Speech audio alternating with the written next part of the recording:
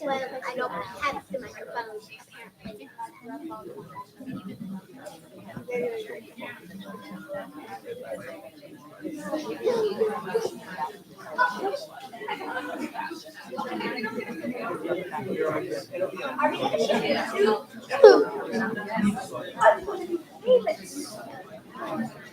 I'll make this one.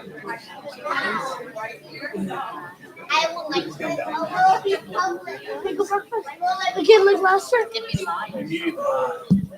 There you go, prep. I also need the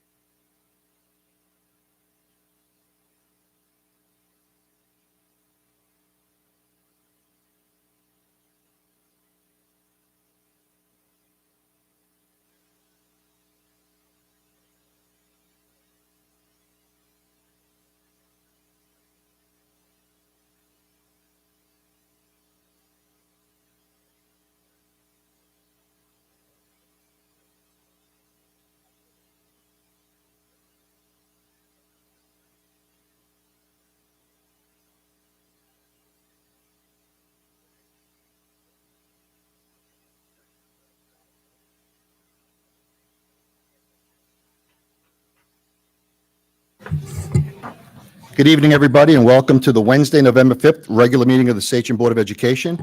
Tonight, we've got a special guest. The Girl Scout Troop 1216 from Winona is going to come up and lead us through the Pledge of Allegiance.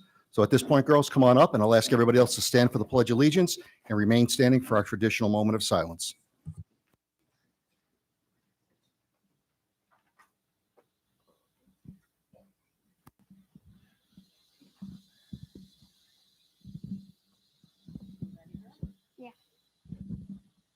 I pledge allegiance to the flag of the United States of America and to the republic for which it stands, one nation, under God, indivisible, with liberty and justice for all.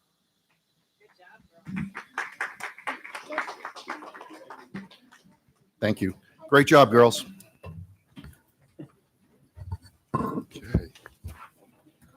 Okay, we're going to get right into it and turn it over to Mrs. Trombetta for the Sachem Superintendent's report. Good evening, everyone. This past weekend, we had our second 5K Sachem Day, and it was a huge success. It was so nice to see the community come together between the pep squads participating, our JV cheerleading from North and East participating together. Of course, the highlight is the mascot run always. The 5K was a little windy, so for some of us, it was a challenge. But and then the fun run. So I just want to thank everyone. This would not have been possible without the PTA Council and all their support, and the administration within the district was phenomenal putting this together, and we look forward to doing this yearly. And all the money raised goes to our senior scholarship, so it's for a great cause. I'm going to not steal things from Mia, but this weekend, because she's north, east. This weekend, we have the boys football at North. They are going to be playing against William Floyd on Saturday at noon at William Floyd. And on Friday night is Sachem North. Yeah. Friday night is Sachem North home against Lindy at 6. And then this Sunday at 10 o'clock at Sachem East is the Long Island Championship, and Sachem East is in that. So we're excited for that game as well. I also want to congratulate our golf team. They had a big upset the other day, and they upset West Hampton. So they went in and they came in second in the county, which is unbelievable. When Mia and Dan will highlight the rest of the sports. Yesterday, we had our superintendent conference day, which gave our teachers an opportunity to participate in a lot of professional development. And that was a very successful day. And then coming up at the end of the month, we'll have one more meeting before that. November 21st, both our high schools are doing their fall drama productions, and we'll have more information for that. So that's it. Thank you, Mrs. Trombetta. So let's turn it over to the student board member report. So welcome back, Mia. We'll start with Sachem East.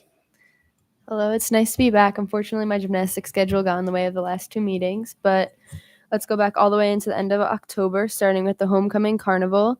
It was right before the homecoming football game. It was a great success with all the clubs and honor societies taking part and having different stations for each representing what their club represents. And then the day before, we had pep rally throughout the school day, which each sport had their own opportunity to showcase what they're about and their individual sports. And after that, we had our homecoming dance where we had over 700 students, and we had a professional DJ and professional decorator, as well as a caterer come in and make it an eventful night for everyone. And then for the sports, girls soccer, girls volleyball, and boys football made it to playoffs this year. And as Mrs. Trombetta said before, most of their games are this weekend. And the boys soccer team made it to the second round of playoffs this year. Well, this weekend on Sunday, the girls field hockey team has their Long Island Championships at home at 10 o'clock. And additionally, at Sachem East, we're starting to run our food drive, which we started collecting boxes. We collect over 200 boxes to support the families in need during the Thanksgiving season at Sachem East. Thank you. Thank you, Mia. Hey, Daniel, you got in just in time, so. All right, thank you. Sorry about that. No worries. So for starters, we had our Safe Halloween on the Thursday before Halloween, which was a great event. Each club was able to run their own table and give out candy to all the little kids that came through. It's always a great event. This year it was amazing. And then next we had just this Monday, we had our WSHR Election Day special. So we were able to bring in some local leaders, Steve Levy, Doug Smith, Steve Cern, Anthony Piccarillo, and our own teacher, Mr. Sestaro. And we were able to interview them about the upcoming election. So that was a really cool thing we were able to do. And finally, this Friday, we have our football game. We're super excited. We're playing Lindenhurst, and we're looking to, as they've been saying, pack the Fred. So we're very excited. Thank you, Daniel. Anybody from the board have questions for our students? Go ahead, Steph. Did you guys go to Safe Halloween when you were little? I don't remember going, actually, which is a shame, but because it's so cool. Like, all those kids seemed like they had a really good time. Okay. All right. Thank you, guys. Appreciate it. Okay. Oh, go ahead, Mia. Yeah, please. Sorry. Yes, when I was little, I did go to Safe Halloween, and I remember actually at Sachem East we did have Safe Halloween too. I didn't want to forget to mention that. But similar as he said, all the clubs and honor societies had their own table. Great. Thank you. Okay. Let's go to approval of minutes. Need a motion, please. Motion by Rob, second by Mike. Questions? All in favor? Aye. Opposed? Motion carried. Takes us to our visitors section. Allison, I've got one visitor with 2 cards. Is that correct? Okay. I'd like to call it Mr. Alex Piccarillo. Just as a reminder, you've got 3 minutes to speak. And Alex, I think since you've got 2, we may, if you open to it, we'll just go back to back, or I'll wait till the end. you wait? Okay. Yep. So we'll do the first one. Okay. Good evening. It is an honor to stand here tonight as a proud third-generation Sachem alumni, not as just as someone who once served this district, but as someone who deeply loves it, who believes in its students, its staff, and the amazing community we all call home. Over the past year, I have grown increasingly troubled by the conduct of certain members of this board, and specifically members of the Legislative Committee. These individuals who have been entrusted to represent the Sachem community have spent far too much time engaging in divisive rhetoric, referring to local elected officials and even members of law enforcement as Nazis and fascists, and other vile names simply because of their political affiliation. This is not who we are. This is not what Sachem stands for. And let's remember the reality of the landscape we operate in. 4 of the 5 New York State senators and 7 of the 12 New York State Assembly members representing parts of Suffolk County are Republicans or conservatives. These people whose partnership we need, who continue to support fighting for the funding that comes back to our district and Suffolk County. Right now, we receive roughly 25 cents back for every dollar we send to Albany. That is unacceptable. And if we are to change that, we must build bridges, not burn them. We cannot afford to let personal politics or ideological agendas jeopardize the future of this district and the education of our children. I want to be clear. The First Amendment is sacred. Every individual has the right to speak freely. I will defend that right until the end. But when you wear the hat of a representative, when you serve as a voice for something larger than yourself, your words carry greater weight. You no longer speak only as an individual. You speak on behalf of every student, every teacher, every taxpayer in this community. With that comes an obligation to lead the right way. Tonight, I'm respectfully asking the board to reevaluate who serves on the legislative committee. I would be happy to share the names offline of the people I am concerned with. However, only those who are committed to putting Sachem first, above personal agenda and above any radical ideology, should be entrusted to represent this district in any official capacity. I understand that personnel discussions may need to occur in executive session, but I ask that you keep the community informed of the steps being taken. Transparency builds trust, and our community deserves nothing less. We owe it to our children, to the community, to the staff, and to the generations that came before us to rise above the divisiveness and the disgusting vitriol that a board member and at least 2 legislative committee members have had, and to restore the focus where it belongs, on education, on collaboration, and on the bright future that our students deserve. Thank you. Thank you very much, Alex. Okay. Going to move to item 3, business items, consent agenda A through D. Can I have a motion, please? Motion by Stephanie, second by Sabrina. Questions or comments? All in favor? Aye. Opposed? Motion carried. Thanks, Rob. Section 4, personnel teachers, consent agenda A through H. Can I have a motion, please? Motion by Mike, second by Rob. Questions or comments? All in favor? Opposed? Motion carried. Section 5, personnel support staff, consent agenda A through G. Can I have a motion, please? Motion by Stephanie, second by Sabrina. Questions, comments? All in favor? Aye. Opposed? Motion carried. Item 6, contracts, consent agenda A through G. Can I have a motion, please? Motion by Dennis, second by Mike. Questions or comments? All in favor? Aye. Opposed? Motion carried. Section 7, budget adjustment, consent agenda A through C. Can I have a motion, please? Motion by Stephanie, second by Jessica. Questions? Go ahead, Steph. How is the new way we do arts and education working? So we allocated 50% of what we expect to receive in December when the reports come out. I just requested that spreadsheet from the department that handles that, so I was going to be reviewing that this week to see if there's any shortfalls, but I have not heard any complaints from any of the departments so far. It's been going easy. So far. Any other comments or discussion? I have a motion and a second. Can I, all in favor? Aye. Opposed? Motion carried. Item 8, budget transfer. Can I have a motion, please? Motion by Mike, second by Sabrina. Questions? All in favor? Aye. Opposed?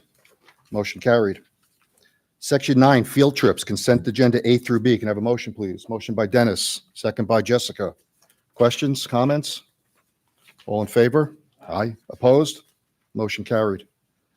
Section 10, Committee on Special Education, consent agenda A through B. Motion, please. Motion by Stephanie, second by Jessica.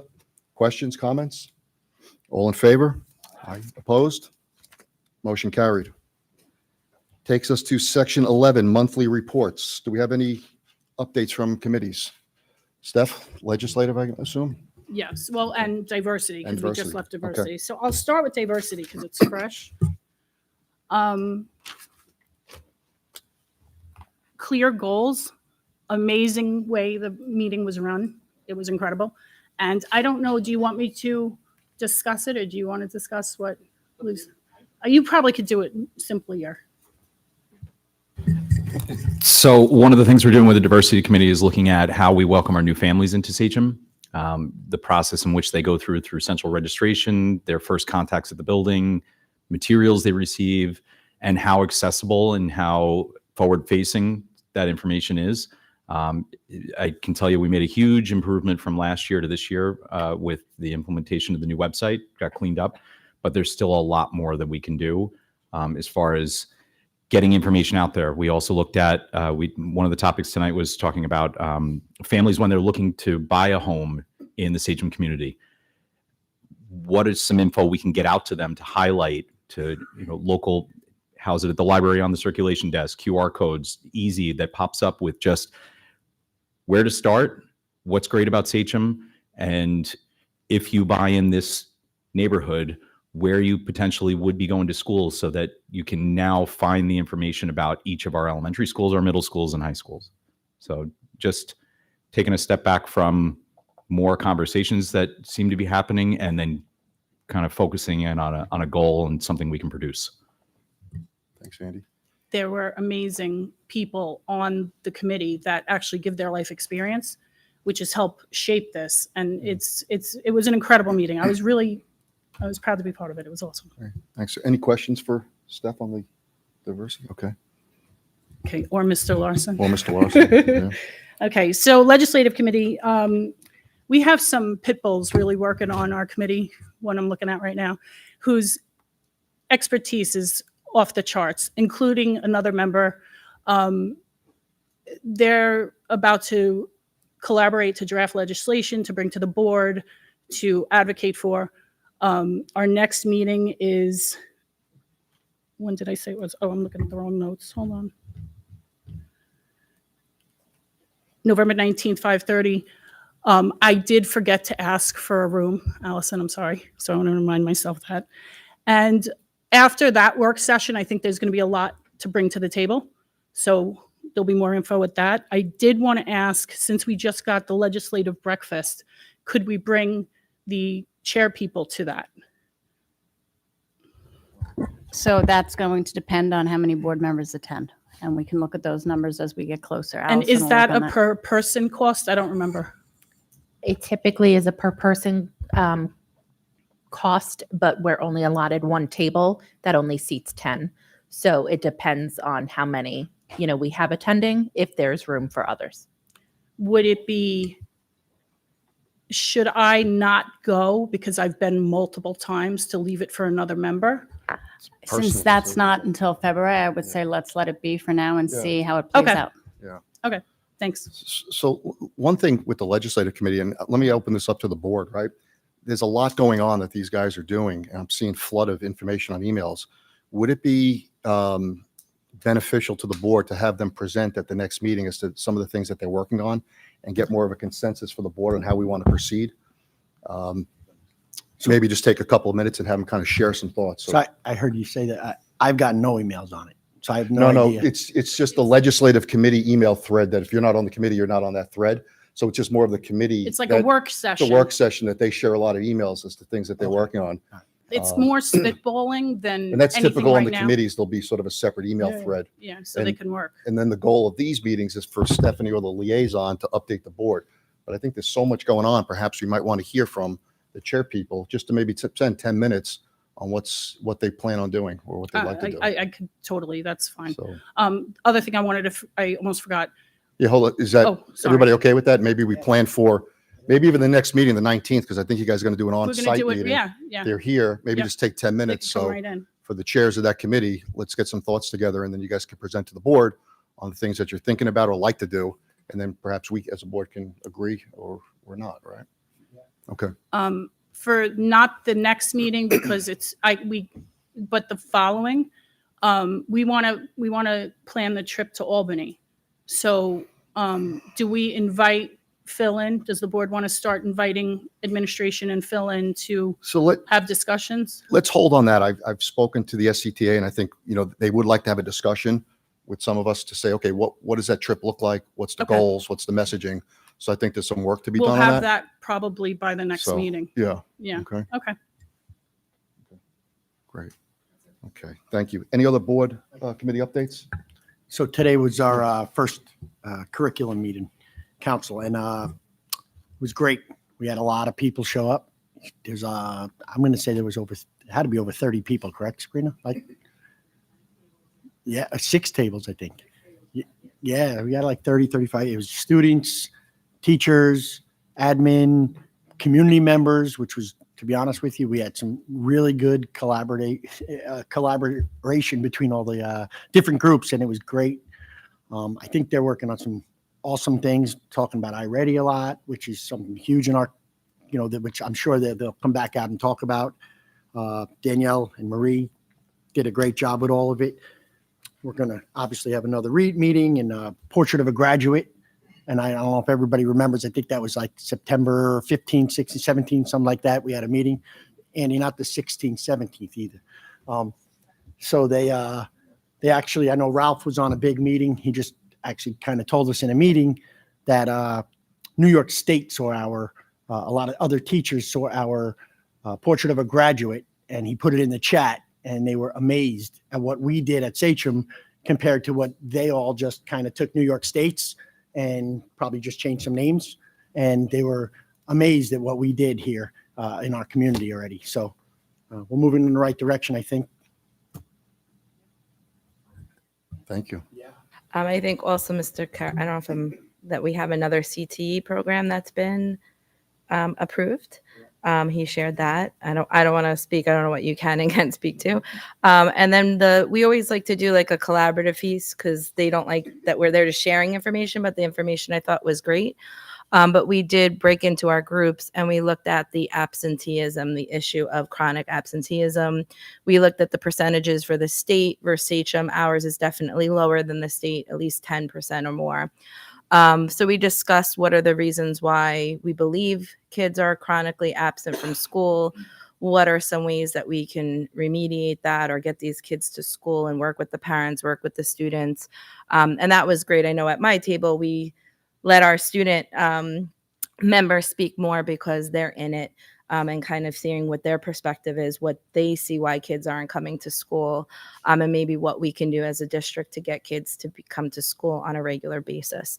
And I know that's an issue in every district. I just was at my own faculty meeting and they were talking about how they were going to handle latenesses. We have kids who are constantly coming to school late. How do we get them to come to school? So it was a good discussion for all of us to have and how we can get kids to come to school on time every single day. So we had that in each of our groups. But it was great to hear, our admin is there, our teachers are there, our students are there. So hearing the different perspectives and seeing what's going on behind the, scenes and curriculum, not just what I'm seeing coming home from my kids, but what data-driven instruction is happening. And of course, we also talked about the 2 components coming from the state with the financial literacy course and the climate change course that's going to have to be incorporated and when those will have to happen and what it's going to look like. And we do have a teacher who's on the curriculum council who that's what he teaches in his district. So he already said that he would be willing to share what he does. And we have a lot of people with great backgrounds and kind of the collaborating to just help with these different pieces. So I always enjoy it. Okay, thanks, Sabrina. Anybody else? Good stuff.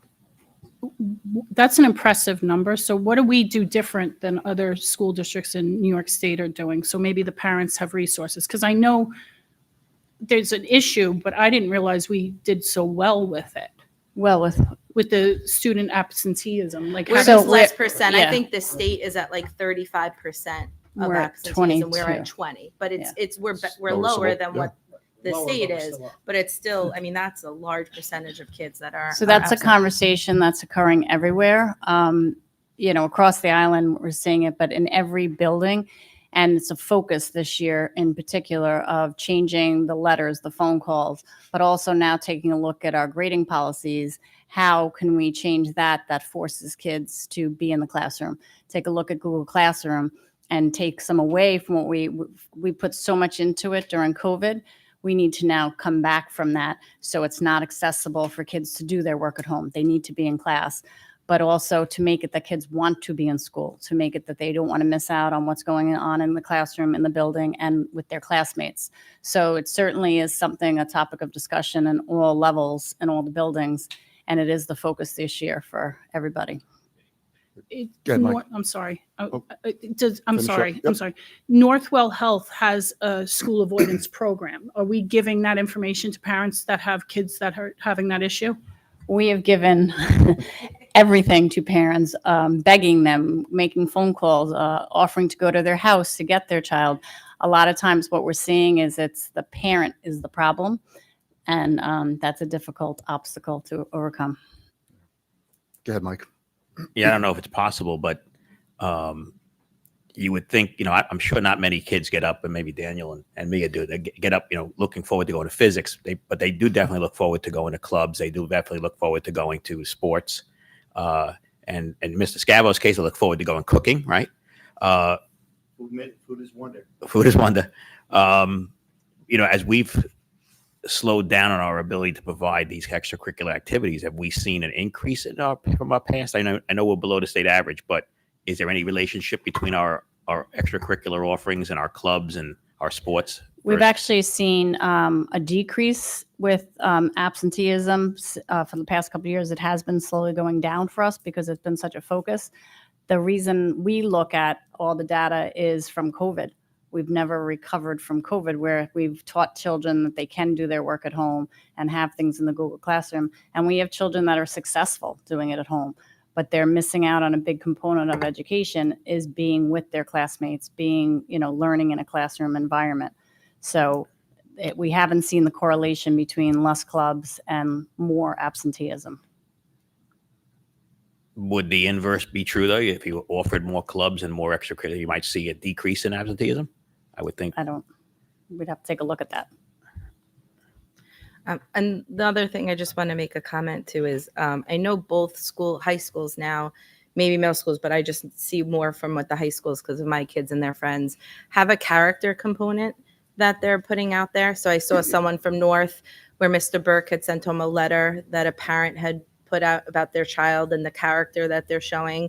And I saw today we got an email from East about the character coin and just really recognizing kids' behavior and being good people. So again, the academics and hearing what we're doing at Curriculum Council is great, but I also love that we're kind of speaking to our kids about being good people ultimately, and to each other and in school and behaving and everything else. So I like that there's that component going on at both high schools. It's also going on in the middle schools, in the elementary, where they're trying to focus on any time they see a positive, whether it be a phone call home. I know Mrs. Johnson has a Google Doc where she had a faculty meeting today, and part of their faculty meeting before they start everything is to ask each staff member to reach out to a parent immediately with an email, a phone call, recognizing one of the children. So trying to do anything possible to make sure everyone's being seen and to recognize all the positives that are happening. Yep, good stuff. One of the things that stuck with me years ago as being a parent member is one of the parents during a CSE asked if we could tell them something good about their kid. And then there's a whole movement of catching them being good, which I think helps everybody because the child is then being seen for their attributes. And especially in the special needs world, you have to focus on the deficit all the time, that all the parents hear are the negative, the negative, the negative. So that always stuck with me is like, make sure you catch them doing good. I do it with my own kids. So I'm glad to hear that. Okay. Anything else, guys? Thank you. Okay. Section 12, public comment. We've got Allison just one, so I'm going to call up Alex Picarillo again.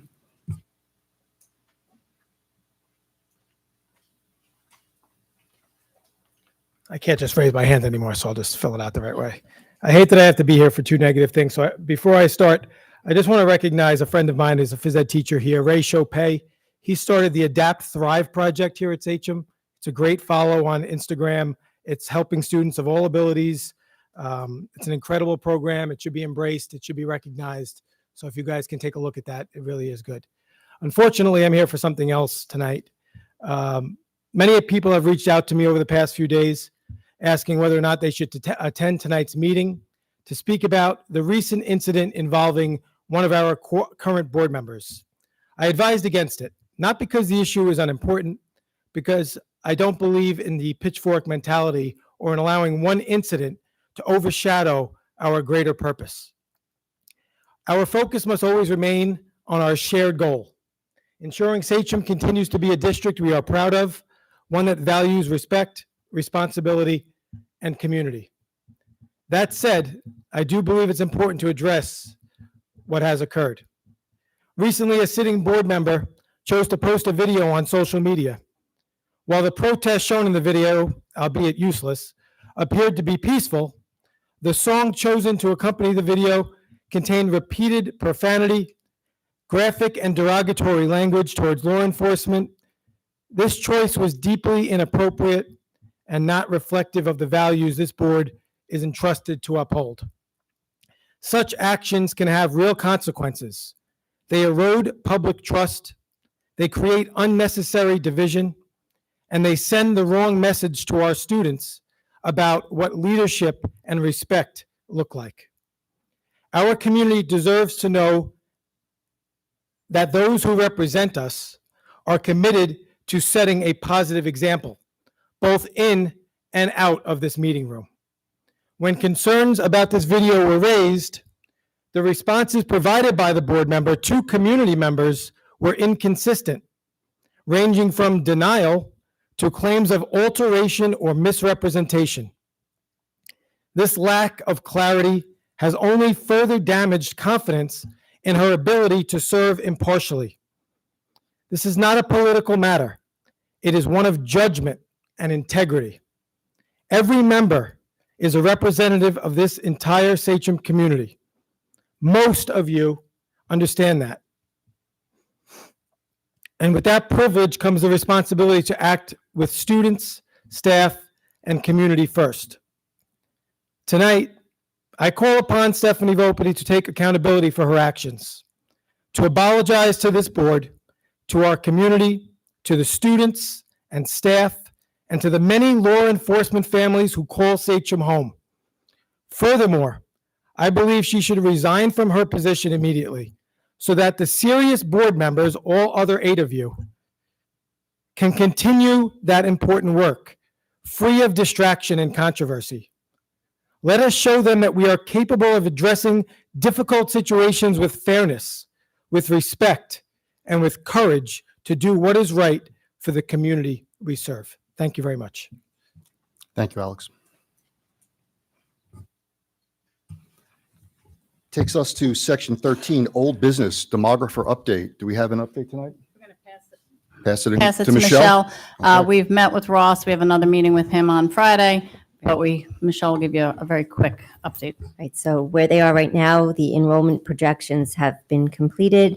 Ross and his team have been looking at the either surplus or deficit classroom space at each building based on the enrollment. They are clarifying the room assignments at the secondary levels, whether it's a classroom space or small group instruction or things like that. They have requested housing information from the 3 towns. ISLIP has provided some of the information. They're still waiting for single-family housing data, and they're still waiting for Smithtown and Brookhaven to provide data to them. They are evaluating the special needs program placements and the assignments to assure that the room assignments are accurate and the surplus or deficit spaces are accurate based on those programs. And they are getting ready to present their report. They will be here on November 19th for a recommendation of the feasibility of closing a school and the impact to the other schools in the district. We are providing them with a room utilization report to make sure that it's accurate. Okay. Anybody have questions? I got one thing. Go ahead, Dennis. So I just want to be real clear to everybody in the community, because I've heard from a lot of staff. I'm hearing it around that they already know what we're closing, that we're definitely closing schools. It's happening. I want everybody to know transparently, there's no backroom conversation about closing anything. Everything is laying on what this demographer is bringing first, and then it'll be up to our administration to present something to the board of what they're going to look at as if there even needs to be a closure or moving of students or whatever has to take place.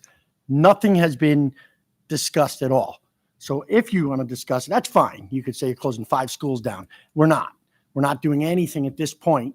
So that's something that maybe you could talk to all the principals about, because I know it's coming from the staff. And a lot of them are telling people, including kids, that schools are going to be closed down and they need to, check the board meetings because we got to see what's going on if they close my school down. Jessica? This has come up with the PTA circles as well. So just to echo Dennis, we are working this out in public session in front of everyone for transparency. So we're, as you see the information that's getting presented to us, we're seeing it at the same time. It's all being open and worked out in public session. So I think there's some confusion on that. And even the next board meeting, he is not going to present to us what school he thinks should be shut. He's going to present to us the information. Is it even feasible to shut a school? Rob, anybody questions? Yeah, just if it's just, if we can get a copy of the report maybe a day early, so we know what we're looking at and we can generate questions. So we're not getting a copy of the presentation 10 minutes before he's going. We can give it to you that Friday packet ahead Yeah, of time that's because fine. we will be meeting with him that Friday, and we've asked for that prior to that as well.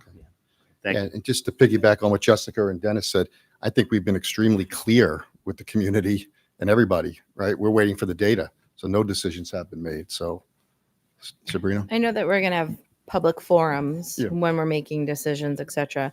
But are conversations happening, like maybe with the SCTA, just to hear concerns from educators, staff, and all that? So- I had feeling there was, but I Yeah. just wanted to put We that have a out there. meeting tomorrow with the SCTA as well as the SAA to hear the concerns of the staff, what they're hearing within their building, their concerns. So that way, when we have the information from the demographer, we could also present that as well. So it's tomorrow at 12:30. We're meeting with them. Hopefully, we're not just going to hear concerns. Maybe they have some constructive input as well. So maybe if you can pull that out of them, it'd be nice to see what they think. So, okay. Just my comment. Okay. Anything else, Michelle? Okay. Any other questions, comments in this section? Okay, great. That was old business board discussion items. I don't think there's anything scheduled for tonight, right? So we'll move on to section 15, future discussion items. Anybody have anything for future? Mike? Just again, because we know this budget season is going to be interesting, and we know we're now faced with this whole voting machine issue, right? And that we're going to be going just to the one place and maybe just on paper. We're going to get a presentation on that, because what I don't want to have happen is when we get closer to the budget, I don't want anything conflated that, oh, look what they did. They're trying to reduce the vote. They're trying to suppress the vote by having it in one place. They put it on paper. Now we don't have machines, but this is not us. So Yes, and you had made the decision prior to us even knowing that information that we weren't going to be getting the voting booths, but we did put in for voting booths. Okay. And we actually put in for the partitions, and Allison spoke to the Board of Elections. We actually were able to keep 17 or 19 Correct. partitions, so we already have those in our possession. The voting booths had to go back. We have not decided whether we're doing paper or the voting booths, but we did put in to get voting booths in case that's the option we want to move forward with. I think Rob had something, and then Dennis. Yeah, my suggestion was that let's try and secure as many as we possibly can that we think we could use. This way, my understanding is that school districts are putting in for them in huge numbers. I just don't want to wait too long and be looked. But you We already first. put in, Yeah. Allison put in The immediately. request has already been in. The Yeah. privacy booths, it was a recommendation that we actually maintain the privacy booths that were used here on Election Day. So we kept all of them that were at Winona. There were 17 of them. We already have them. We're holding on to them and Yes. keeping them. How many machines have we? 6. It's 6 only. Yeah, we only normally We use only 10. use- There's only one per location in the past. Yeah. And we're in one location Right. now, so we'd only need 6. Yeah. We've only used the 6, and that's if they're going to be manageable to be used. So we'll use 10 for a regular budget vote. One per location, yes, One per location. And now we have a single location, so 6 should suffice, right? correct. Because remember, the voting machine is only what you're feeding the paper into your vote. Though that's why the privacy screens are important, because everyone will have the opportunity to do that. And Dennis's point, all of this is free. This is at no charge to the district Great. at this time. Okay. Great. Okay. So, like I said, I'm just going to, this is my personal opinion. I would ask for a couple more because those machines do go down, and it's nice to have some spares that if it does go down, it doesn't affect our, our ability to service our community and vote. So me personally, I would ask for 10. I really would. It doesn't hurt to ask for a couple more. And in the event that one breaks, and I can't tell you how many elections I've been to where it's not working, we could roll one out or, have a backup. That's my only concern. If they're free, we might as well. We pay for the cards, right? We're going to have to pay for a card too. But you could switch those around, like you said. Mike, Yeah, wasn't there some ongoing expense with the machines that that's what I thought. Yes, you'd have to pay for the maintenance of them. You'd have to pay for the cards that feed into them. You'd have to buy all the material. That's no longer being provided for us. So can we get an estimate of what that's going to cost us? Because if we're taking these machines in, that means are we on the hook for a maintenance contract or anything like that? We will be, yes. Okay, so let's understand that, right? So it's good the request is in, but before a decision's made, I would imagine we'll have a discussion about it, right? Sure. Mike, you good with that? Yeah, I just want to make sure it's clear what we're doing. Yeah. If it's going to cost us $100,000 in maintenance contracts, I'd go to paper. But Right. Okay. Anybody else have something for future discussion item? If it's just and it doesn't need to be a discussion item, but we can get some information in our packet as to number of students that we're sending to BOCES CTE, and then also what programs we're sending a 1 year student to, and what programs we're allowing students to finish up first and second year. And it's something on our packet so that we can take a look at. I've just got one topic for future, which is gate lot. I know we talked about it, and I think the decision was made to have a discussion in open session. We've got a viable offer to sell that property.